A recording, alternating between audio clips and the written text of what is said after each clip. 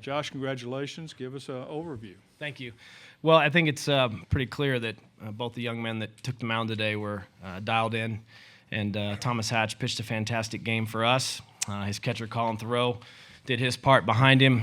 We played very good defense to help maintain that pitch count and allow Thomas to finish that game.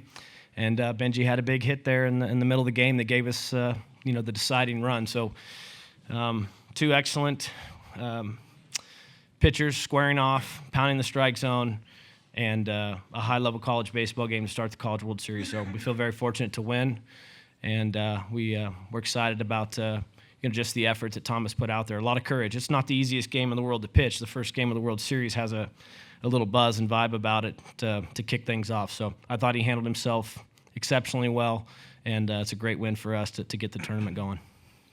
Okay, let's start with questions for the student athletes. Why don't you start over here with Matt? Matt DeMarinis, White and Blue Review. My question is for Thomas. Early on in the first 4 innings, you kind of had trouble, I guess, stringing outs together. They put runners on base with 1 out each time.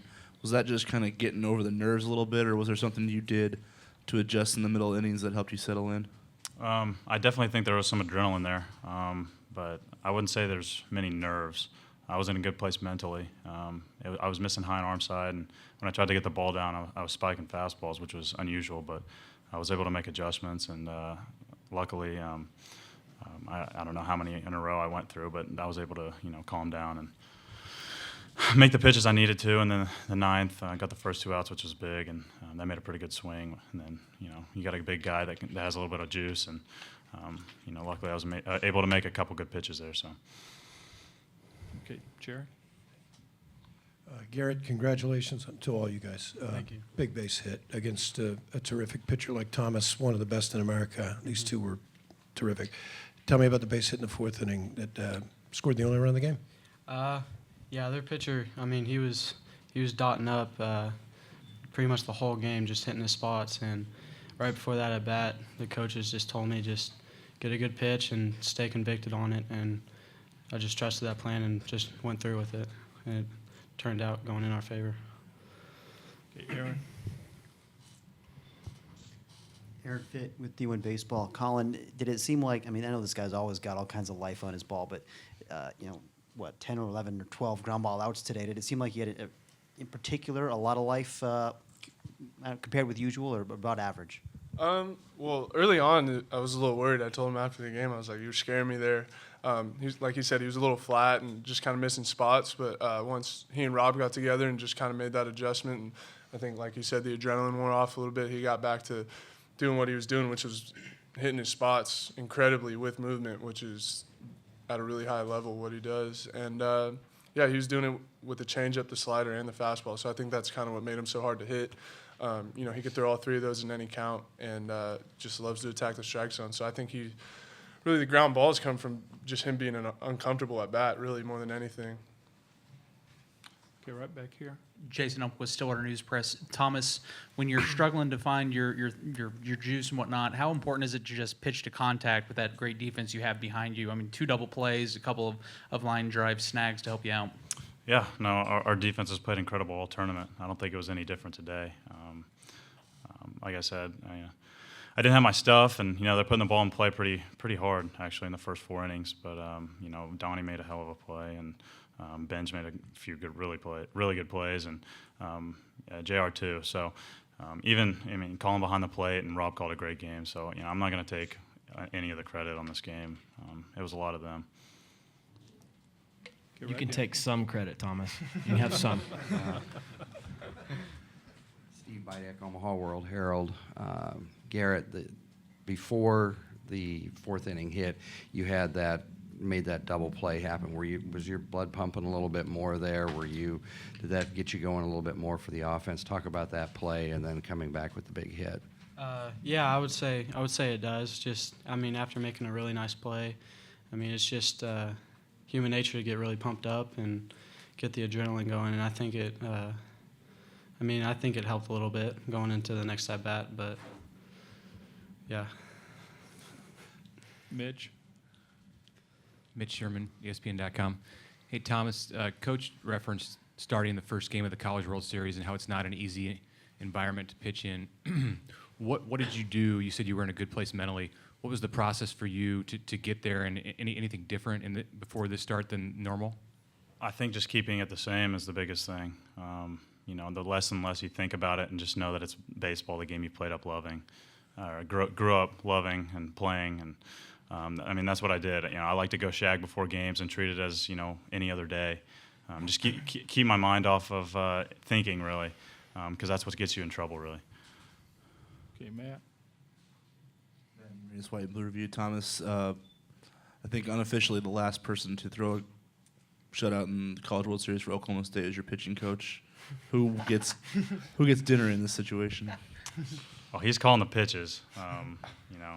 It's half him, half me. A lot of it's calling my defense. Yeah, I know. There's too many halves there, but there's a lot that goes into it, and it's crazy. It's coming into the game. I was just trying to go deep in the game to give my team a chance, and their pitching was incredible too. High execution level, and it was really fun. Pitching in a 1-0 shutout, it's tough. Okay, this will be the last question for the student athletes, Jerry. Thomas, I forgot to introduce, I'm sorry, Jerry Fall with UCSB Radio and the Santa Barbara News Press. You look like a major leaguer throughout the game, but especially at the end with Bush, because Bradford gets on, he can steal. How did you pitch Bush? What was your thought process? Because if you walk him, then you've got the tying run at second base. Throughout the game, I think we went to changeups a lot. Other than that, you just got to execute your pitches. Rob has the scouting report, and he's really good at it. So I'm going to trust him and just focus on executing and keeping the runner close so he doesn't steal. And he's had an incredible last 2 weeks, I believe. And you just really can't think about that though. You just got to execute. Thank you. Okay, man, thank you. We'll excuse you now, and then we'll have Coach Holliday. You scoot up. Okay. You scoot up. All right, you guys wait Thanks, for me. guys. See you Monday night. Yeah, okay. Okay, questions for Coach Holliday now. Yep. Okay, Jerry, start. Coach, a lot of people have tried to figure out why the Gauchos are here, how the Gauchos are here. It looked like your team had the approach that a lot of teams in the last 5 games didn't have. You didn't ask any questions. You just said, they're here, so obviously they deserve to be here. We better go out and play like they're number 1 in the country. Yeah, you're right. They're here because they earned it, and they earned it in a big way. At this stage in the season, you as coaches prepare strategically based on what you would normally do. But then you let the kids just keep playing the game. It's about execution for them. The opponent can't take on too great of a personality for them. The game is the game.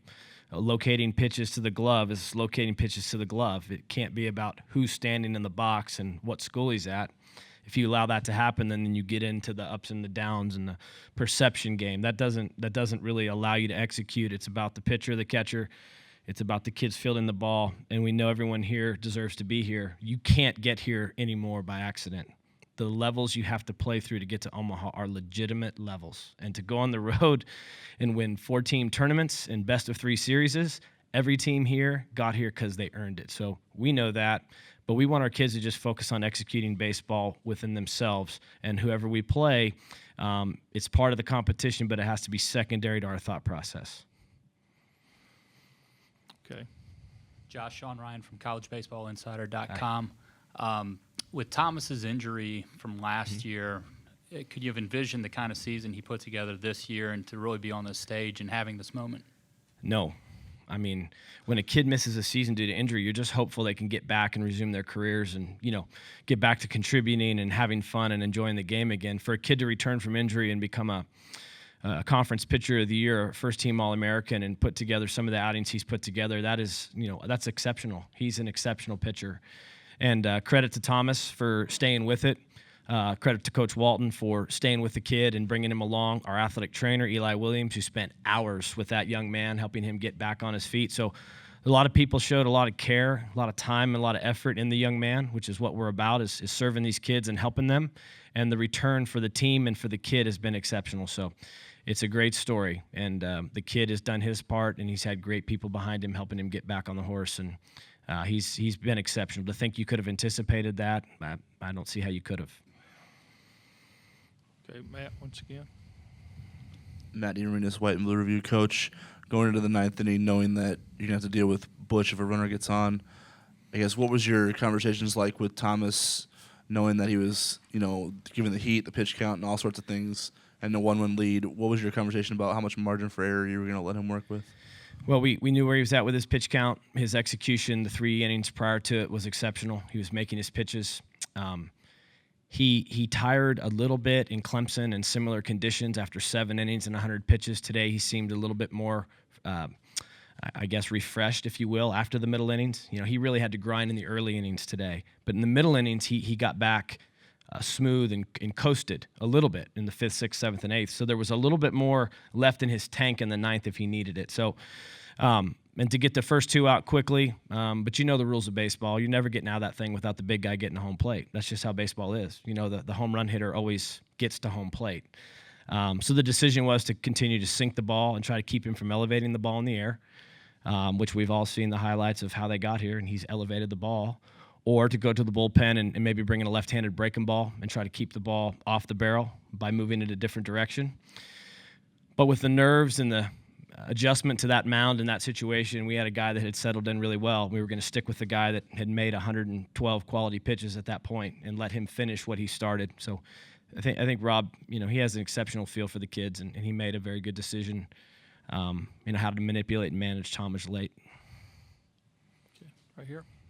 Teddy Cahill, Baseball America. It looked like you liked that note about Rob having the last Oklahoma State shutout. I mean, what's your favorite part about that? Well, my favorite part is just sharing all the cool experiences of being here with our team, but then also appreciating the unique history that Rob has with Oklahoma State, with the College World Series. He played here 4 times. How many people get to say they did that? He threw a shutout. His son's getting to play here. Just some things for us that we're just, we're capturing those moments. That's why you're here, and it's why you celebrate this, and you take a picture, and 20 years from now, they're going to look at that, and that's going to be a real source of pride. And so to hear that doesn't surprise me. Rob's unbelievable at what he does, the job he's done with our pitchers, but really our whole team. He's an extension of leadership for our program, and so I love hearing about those good nuggets of our history, and we're very proud of OSU baseball history. This is our 20th trip to Omaha, and for a long time, we were a fixture here, and that was something that our program and players who played here and our fans took an amazing amount of pride in. So trying to get back into that mode is something that we've been very determined to try to do. Okay, we'll have just time for a couple more questions. Thank you, Bill. Jerry. Josh, knowing that you're going to have 2 outstanding pitchers going, you've managed a lot of games, knowing that there are going to be very few scoring opportunities in a game. Do you manage it differently than you would, say, another one? Yeah, I think it's a really interesting question. You have to have a pulse of how the game is moving, how the park feels like it's playing on that particular day, and just how the back and forth and the flow of the game feels. It felt like 1 run today was worth maybe 3, just because it didn't seem like things were coming easy for offense, right? So, yeah, you would probably play for a run any chance you could as that game progressed, but they're hard to score on. He's quick to the plate, he throws a ton of strikes, the catcher can throw, they'll pitch out.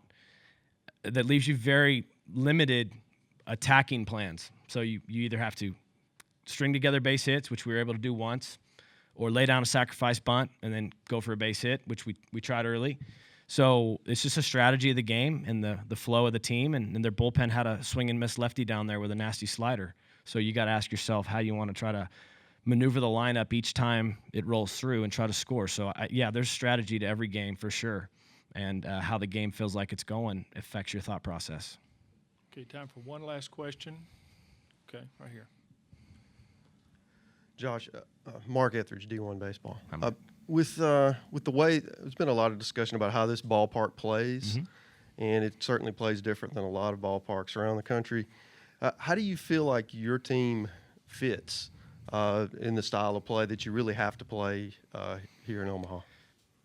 I think good. Yeah, I think good. I think, first you got to be able to run the ball down the outfield because gaps are big. And we run pretty well across all three spots. And I think it's an awesome place to catch a ground ball. Grass is extremely well manicured, and the dirt has excellent rhythm to it when the ball bounces. So I think it's a great place to defend grounders, and the mound's exceptional. So sometimes parks play a certain way because whatever side of the ball you're on, you have confidence. The mound feels great. You like the rhythm of the ball coming to you, so you're a high level, confidence level's high on defense. And then I think it's a good park to hit in. I think you just got to make sure you keep your barrel above the ball, to peel off and launch a 390-foot fly ball to center and come back and say, I just missed it. Well, we knew coming in that we needed to get above the baseball, right? So that's just the discipline to take your approach and train yourself right.